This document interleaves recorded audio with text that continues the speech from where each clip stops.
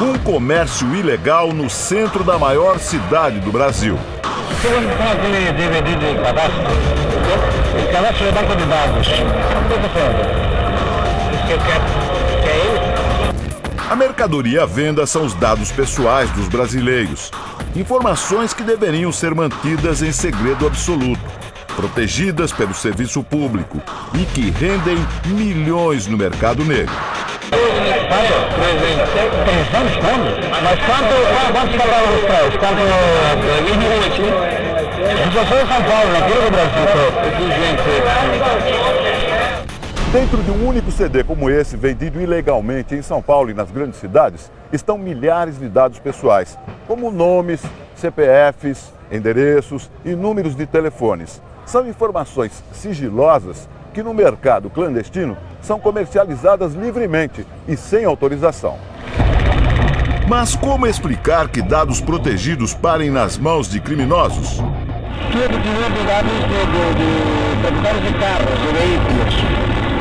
Tem de carro de veículos que proprietário, né? E quantos carros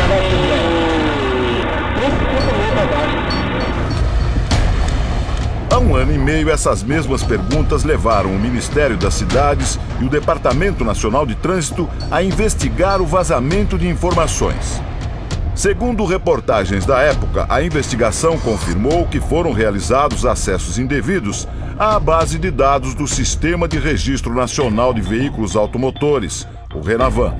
Um funcionário do Ministério das Cidades afirmou que enviaria a apuração à Polícia Federal. O Ministério das Cidades diz que o vazamento de informações foi apurado e denunciado pelo Denatran, que realizou a investigação, e que as informações foram encaminhadas ao Ministério Público.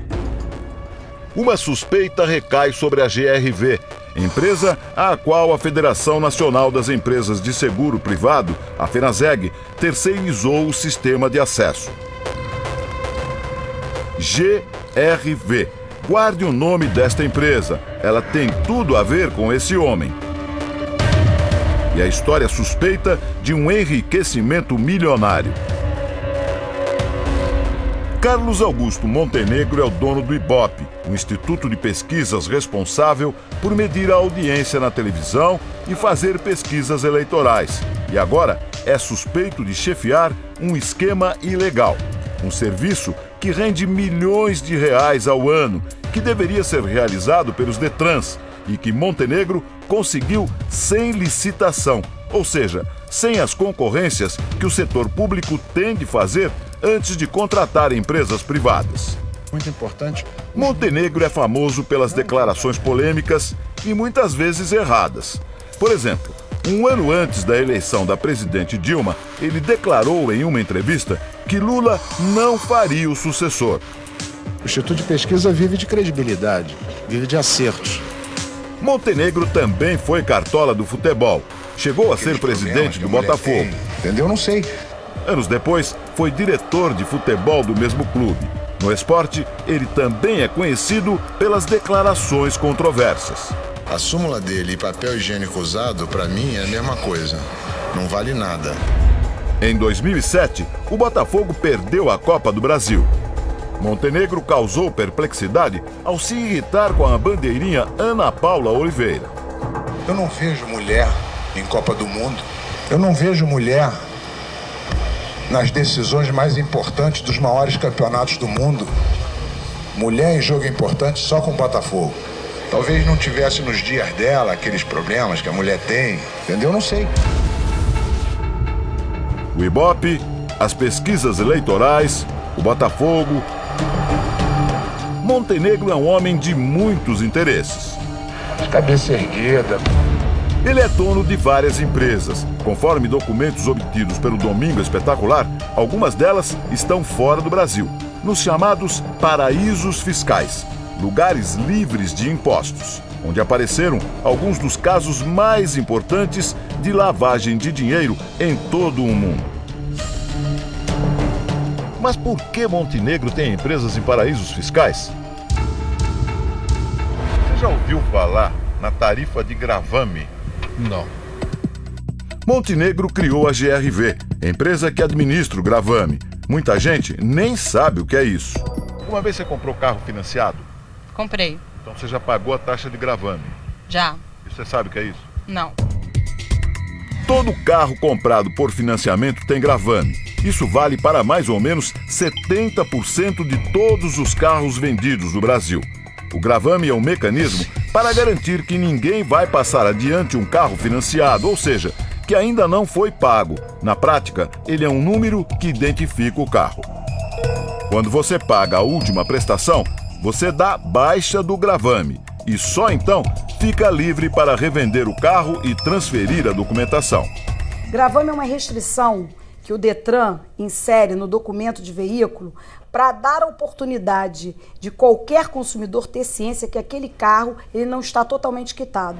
Administrar o gravame é um grande negócio que pode estar na origem de um enriquecimento meteórico e questionável e que já rendeu a Carlos Augusto Montenegro e seus sócios uma verdadeira fortuna. São cerca de 180 milhões de reais por ano.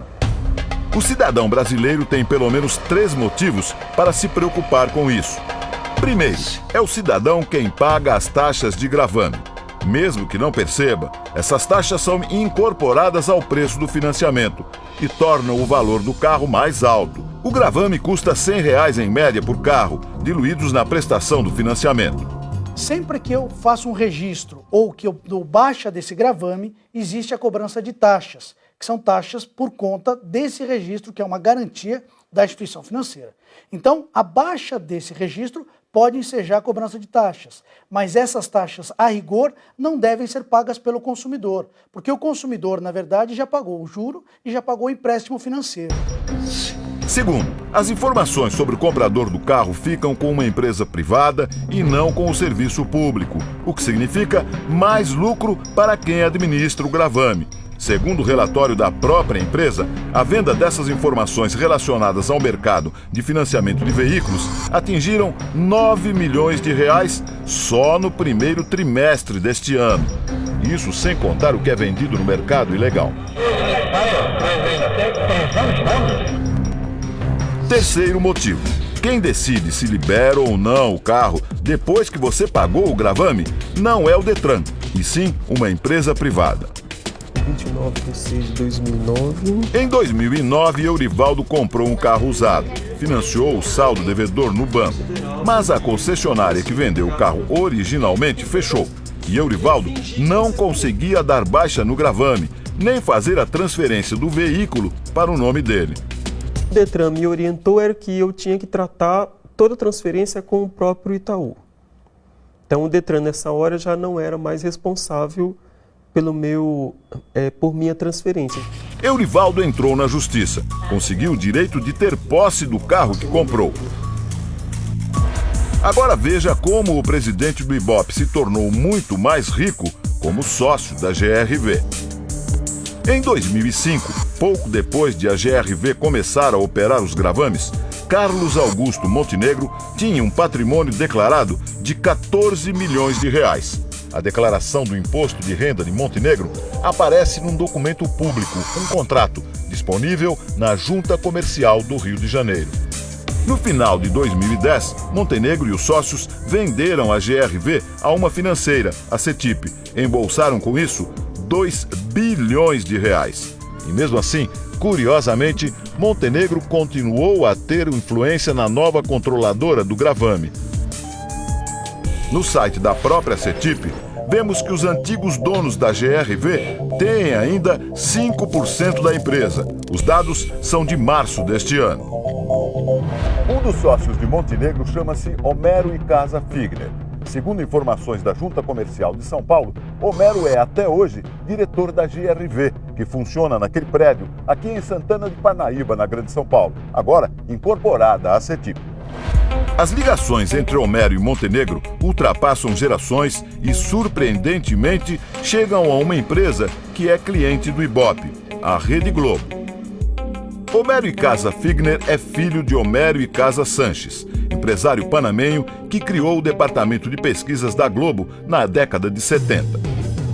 Dados mais reveladores estão no livro do ex-superintendente da Rede Globo, José Bonifácio de Oliveira Sobrinho, o Boni, publicado no ano passado. Boni conta que era amigo dos diretores do Ibope na época, José Perigô e Paulo Montenegro. Foram os diretores do Ibope que indicaram Icasa Sanches para a Globo, uma relação que passa de pai para filho. Assim como Icasa Sanches é pai de Icasa Figner, Paulo Montenegro é pai de Carlos Augusto Montenegro.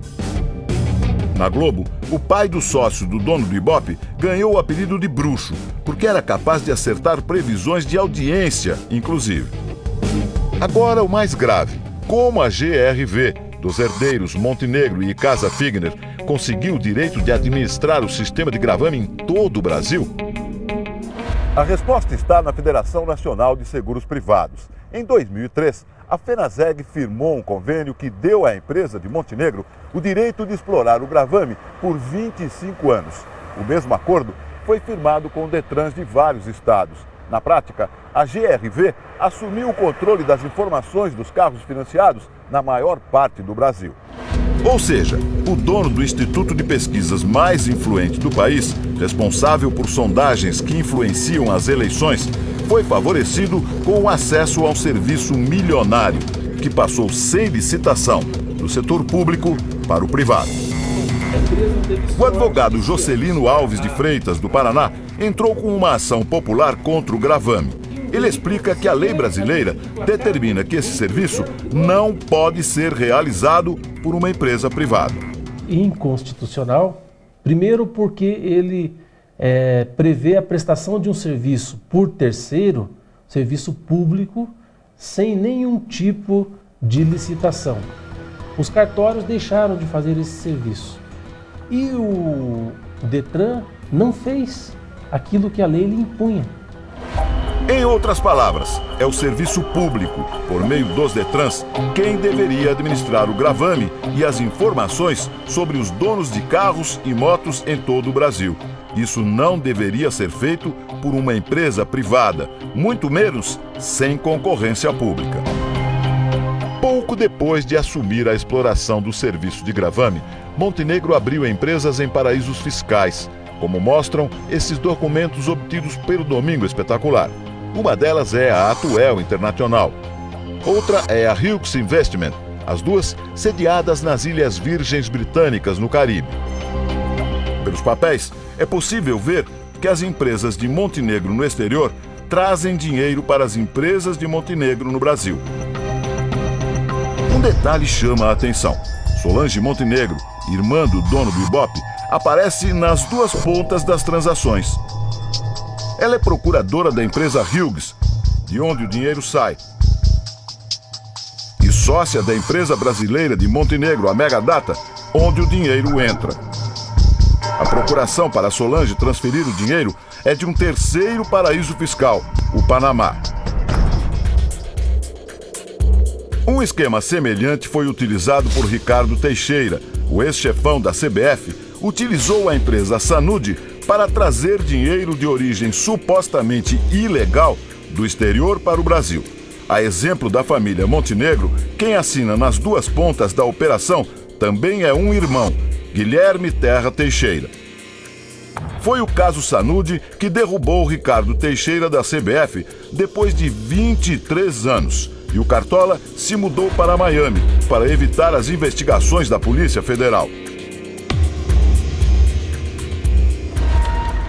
No caso do gravame, falta esclarecer de que forma um serviço de interesse público foi parar, sem licitação, nas mãos do homem que controla pesquisas eleitorais. Outras questões continuam sem resposta. Foram realizadas outras transações suspeitas das empresas da família Montenegro em paraísos fiscais? Caimã, Holanda, Uruguai? Qual o caminho do dinheiro para sair e entrar no país? Como as autoridades podem seguir o rastro dos negócios sombrios de um dos homens mais ricos do Brasil? O que mais tem a esconder Carlos Augusto Montenegro? As duas empresas responderam o seguinte: diz o Ibope que o grupo não tem qualquer relação com a empresa GRV Solutions, nem com a sua gestão. A CETIP confirma que é a operadora dos sistemas eletrônicos, do Sistema Nacional de Gravames e do Sistema do Registro de Operações Financeiras. E que, para tanto, mantém contrato com a FENASEG, entidade conveniada aos órgãos de trânsito. E diz que as pessoas indicadas nas questões não possuem vínculo profissional com a CETIP. A nota não nega que Montenegro seja acionista da CETIP até hoje.